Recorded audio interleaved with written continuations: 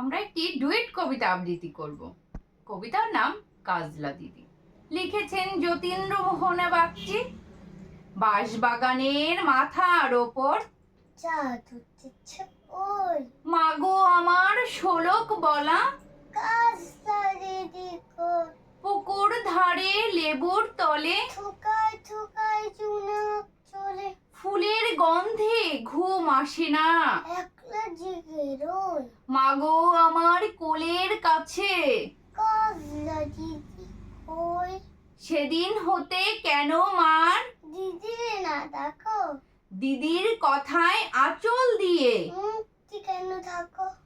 খাবার খেতে আসি যখন দিদি বলে ডাকি তখন ও ঘর থেকে কেন মার দিদি দিদি আসে না কো আমি ডাকি তুমি কেন চুপ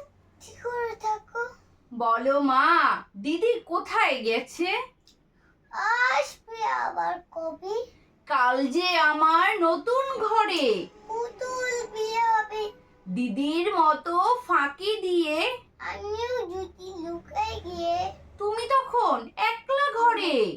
কেমন করে রবে আমিও নাই দিদিও নাই কেমন মজা হুকি ভুঁই চাপাতে ভরে গেছে শিউলির কাছে তল মারাস নেমা পুকুর থেকে